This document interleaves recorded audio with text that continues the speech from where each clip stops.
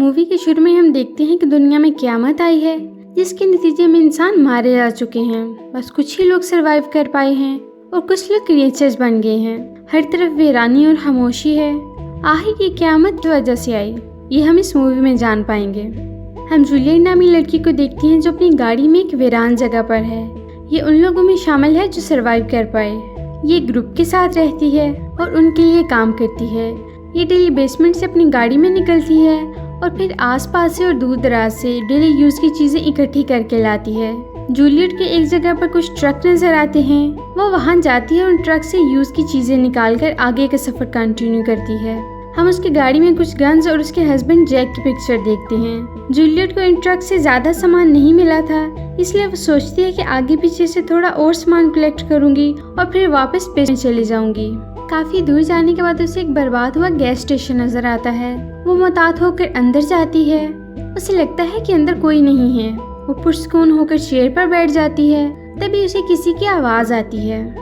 वो वहाँ से चली जाती है क्योंकि वहाँ क्रिएचर्स थे और ये क्रिएचर दिन की रोशनी में बाहर नहीं निकल सकते, इसलिए उन्होंने जूलियट पर अटैक नहीं किया। जूलियट जब गाड़ी चला रही होती है तो वो बेसमेंट में कमांडर को कॉल करती है। वो इसे और सामान इकट्ठा करने को कहता है और ये भी कहता है कि मुहतात होकर रहना। जूलियट की गाड़ी की बैटरी भी खत्म होने वाली होती है और टाइम भी काफ़ी हो चुका है, तो वो वापस बेस में जाने के लिए एक शॉर्ट रास्ता चूज करती है। जब वो जा रही होती है तो उसे एक वैन दिखाई देती है। वो गाड़ी रोककर वैन के पास जाती है। वैन के पास एक जख्मी बूढ़ा आदमी है।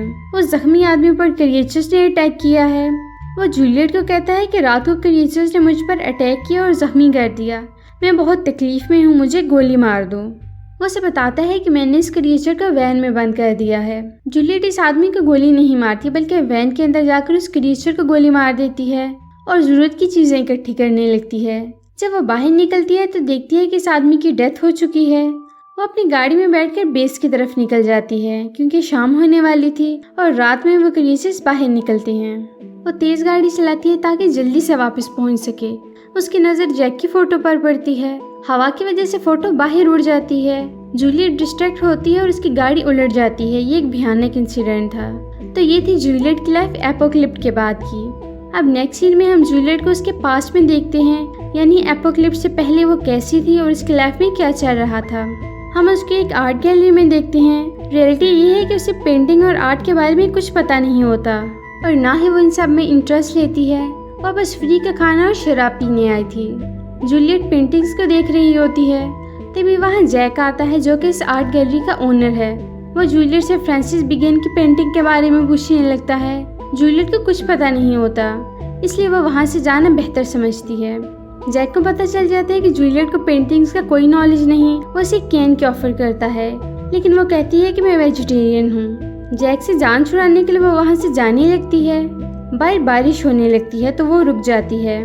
जैक उसे कहता है कि हमारी किस्मत में एक दूसरे से मिलना लिखा है, इसलिए तुम ये बात एक्सेप्ट कर लो। और फिर वो उसे पेंटिंग के बारे में बताना शुरू करता है। वो उसे एक पेंटिंग दिखाता है और कहता है कि अगली फेस के पीछे की खूबसूरती देखो।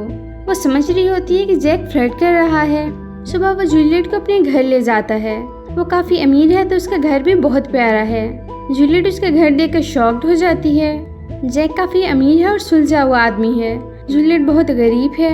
अब वो दोनों बैठकर बातें करने लगते हैं और एक दूसरे के बारे में बताते हैं। इन दोनों के पेरेंट्स जिंदा नहीं हैं और ना कोई फैमिली मेम्बर है और ना ही इन दोनों का कोई दोस्त है। ये दोनों अपनी ज़िंदगी में अकेले हैं। जैक का बिहेव बहुत अच्छा होता है। जूलियट समझती है कि जैक शायद ये सब किसी मकसद के लिए कर रहा है। वो वहाँ से उठकर चली जाती है। काफ़ी दिन गुजर जाते हैं तो जैक जूलियट को एक बार में देखता है। जूलियट वहाँ एक बूढ़े आदमी के साथ आई है। जैक जब जूलियट का पीछा करता है तो उसे पता चलता है कि वो ये सब पैसों के लिए कर रही है। इस तरह पैसे कमा के वो अपना गुजारा कर रही है।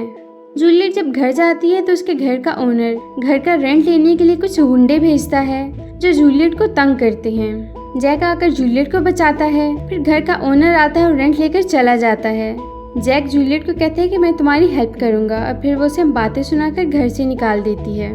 फिर कुछ दिन बाद गुंडे जूलियट को बुरी तरह मारते हैं। जूलियट के इस दुनिया में अपना कोई भी नहीं है तो वो जैक के घर जाती है। वो उसे अंदर लाता है और उसकी केयर करता है। जूलियट ड्रग्स लेती थी। जब उसे ड्रग्स की नीड होती है तो उस जगह पर वापस जाने के लिए घर से निकलने लगती है। जैक उसे रोक लेता है। जूलियट को बहुत गुस्सा आता है। उसके घर की चीजें तोड़ना शुरू कर देती है। जैक ये सब जूलियट की भलाई के लिए कर रहा था, वो उससे प्यार करता था। अब जैक जूलियट के लिए शहर से दूर एक घर लेता है ताकि जूलियट ड्रग्स न ले और इस एनवायरनमेंट से दूर रहे। अब वो दोनों इस घर में शिफ्ट हो जाते हैं। जैक जूलियट से प्यार करता है लेकिन जूलियट की तरफ से कोई रिस्पॉन्स नहीं था। फिर कुछ दिन बाद वो उसे प्रेग्नेंट होने का बताती है।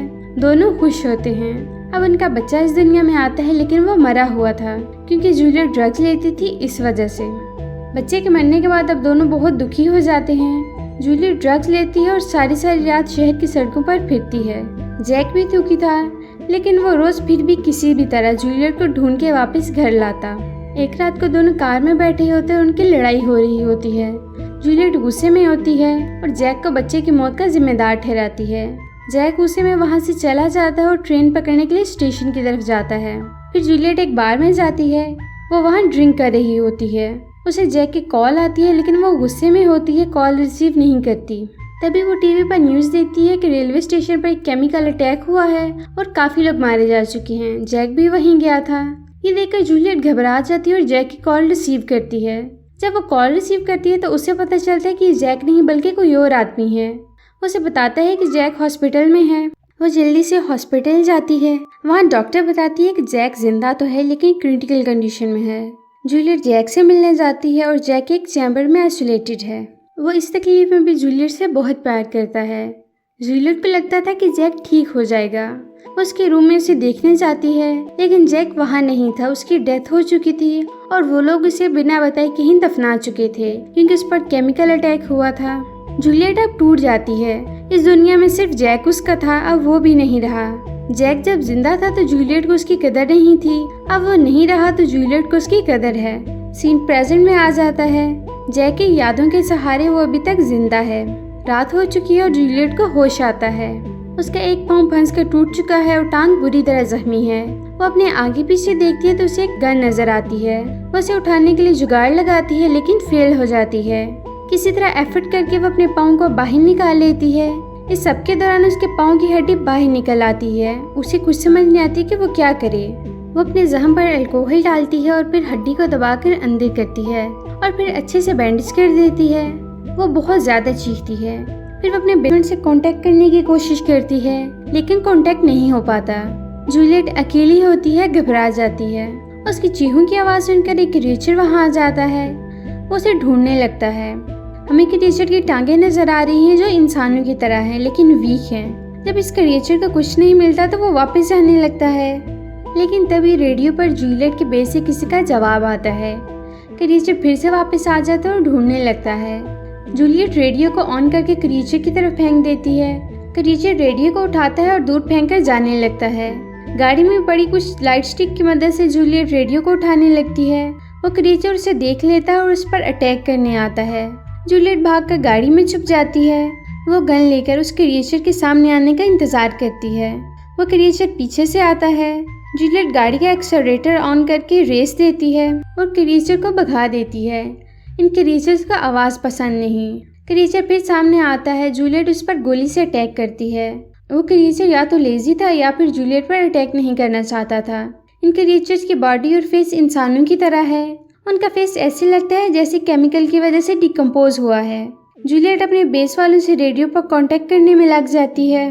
वो उसे कहते हैं कि हम तुम्हें लेने आएंगे, तुम ट्रैकर ऑन करो। वो ट्रैकर ऑन करती है। फिर से बेस वालों का मैसेज आता है कि हमने तुम्हें ट्रैक कर लिया है और वो डेंजर जोन में है। अगर सुबह तक जिंदा बची तो लेने आ जाएंगे।